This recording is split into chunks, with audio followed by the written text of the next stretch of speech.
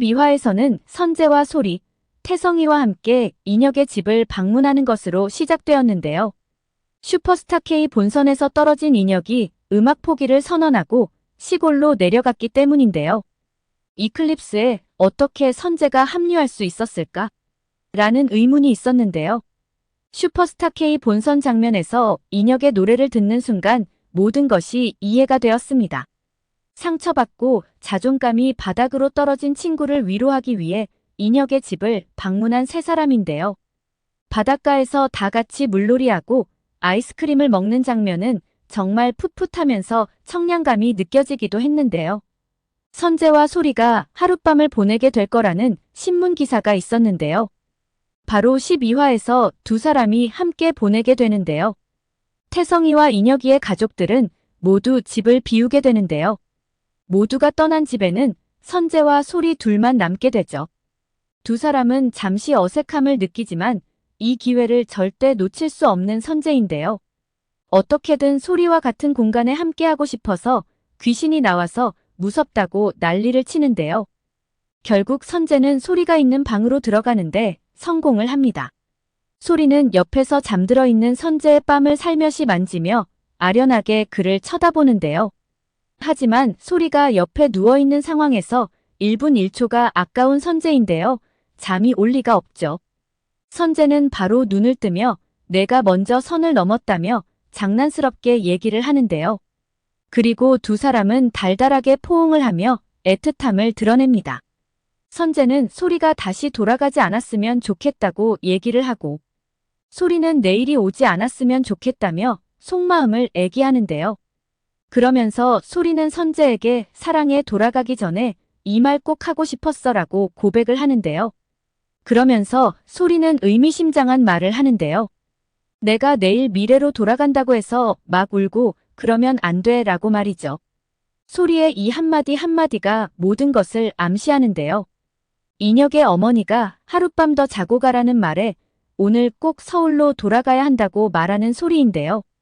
그래서 오늘이 바로 소리가 말한 5월 10일 예상을 했었는데요.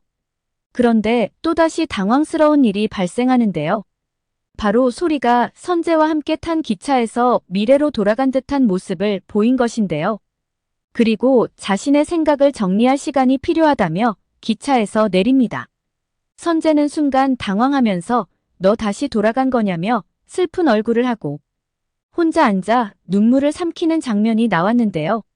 소리와 선재 서로 자신이 너무나도 사랑하는 사람을 구하기 위해 각자의 마음을 숨기는데요. 한편으로는 답답하기도 하면서 한편으로는 이해도 되고 너무 안타까운 마음이 드는데요. 그런데 얼마 지나지 않아 소리가 한 행동은 그가 선재를 구하기 위한 연기라는 것이 드러났는데요. 기차에서 내린 소리가 떠나는 기차를 바라보는 장면에 슬픔과 애틋함이 가득했는데요. 게다가 전날 산에서 보았던 자신의 미래를 떠올리는데요. 사실 12화에서 선재와 소리가 산에 떨어뜨린 핸드폰을 찾으러 가는 장면이 있었는데요. 이 과정에서도 여기서 지난날 어떤 일이 벌어졌다는 것을 암시하는 장면들이 있었는데요. 소리가 선재와 걸어가는 과정에서 슈퍼를 지나고 골목길을 지날 때 몸을 움찔움찔하며 불안에 휩싸이는 모습을 보였는데요. 게다가 무엇인가 순간순간 장면이 스쳐가는 것이 보였었죠. 이미 소리는 이때 이곳 당포리에서 무슨 일이 벌어질 거라는 걸 예상하고 있었던 것인데요. 게다가 산에 올라간 후 선재가 여기서 기다리라고 한 후 핸드폰을 찾으러 갔는데요. 다시 돌아온 그 자리에 소리가 없었습니다. 불길한 예감에 휩싸인 선재는 소리를 애타게 부르며 찾아 헤매는데요. 그런데 소리가 발견된 장소는 바닷가가 내려다 보이는 언덕 절벽이었죠. 소리는 그곳에 넋이 나간 모습으로 주저앉아 있었는데요. 소리는 당포리에서 자신의 미래가 바뀌었다는 것을 알았던 것입니다. 그리고 최종 사고 장소가 서울이 아닌 바로 이곳 언덕 위라는 것을 알았던 거죠. 또한 사고 직전 선재가 자신을 구하러 달려온다는 것도 결국 선재가 당포리에 있으면 또다시 위험할 수 있다는 것을 알았기에 그를 떠나보낼 수밖에 없었던 것인데요. 소리는 기차역에서 자신에게 이렇게 속삭이는데요. 자신의 미래는 자신이 바꿀 테니 선재에게 이번에는 제발 오지 말라고 말이죠. 그 시간 반대편 플랫폼에서는 김영수가 기차에서 내려 걸어가는 장면이 나옵니다. 정말 김영수는 왜 이리 집요하게 소리를 따라다니는 걸까요? 무슨 불사조처럼 잡혀가다가도 사고가 나서 도망쳐 나오고, 선재가 도망치는 소리를 도와주는 과정에서 두 사람이 몸싸움을 벌이는데 거기에서도 도주에 성공하는데요. 김영수가 죽지 않는 이상 소리와 선재가 무사할 수 있는 방법은 없는 것 같은데요. 이제 당포리에 남은 사람은 김영수와 소리 두 사람인데요. 선재는 중간에 내려버린 소리가 걱정되어 집으로 전화를 합니다. 하지만 소리 엄마의 대답에 급 당황을 하게 되죠. 소리가 선재 너랑 함께 있다고 했는데 너랑 함께 있는 거 아니냐고 말이죠.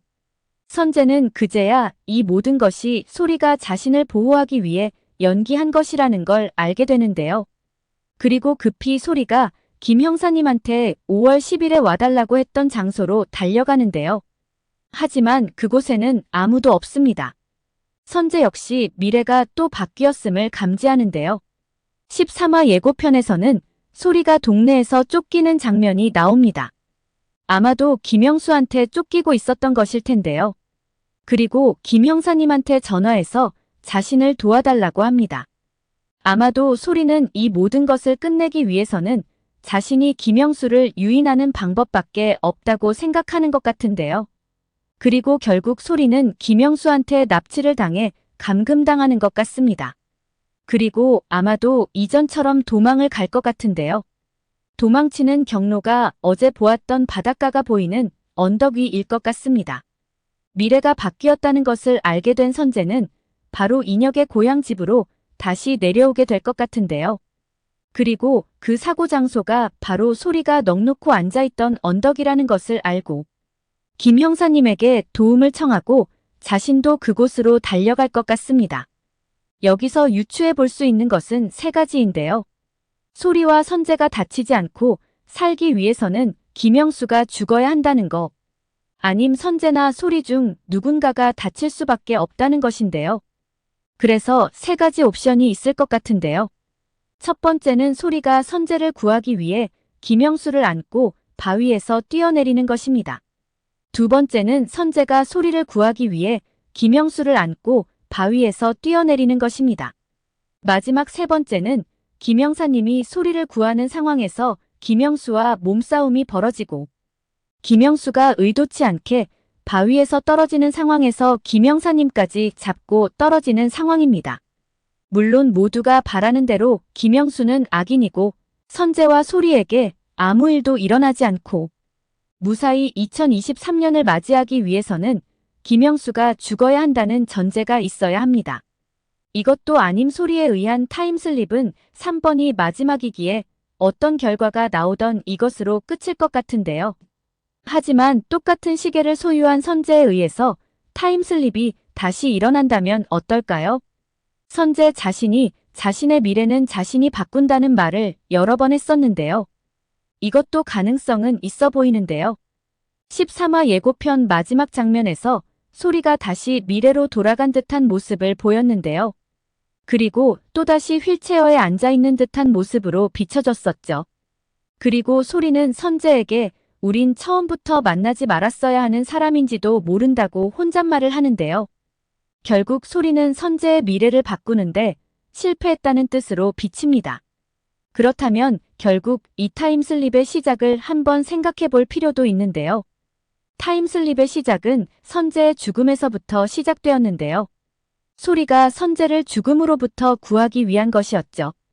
결국 나가 아닌 타인이 나의 미래를 바꿀 수 있냐는 것인데요. 단순하게 생각해보면 자신의 운명은 자신이 바꿔야 하는 것이 좀 더 논리에 맞지 않을까 싶은데요. 아마도 선재가 마지막 한 번의 타임슬립을 함으로써 자신의 미래를 자신이 바꾸는 모습을 보여주지 않을까 싶은데요. 시청자들에게도 인간의 운명은 타고난 부분도 있지만 자신의 의지에 의해 충분히 바꿀 수 있다는 것을 보여주지 않을까 싶습니다. 오늘 영상은 여기까지입니다. 구독, 좋아요, 알림 설정은 제게 큰 힘이 됩니다.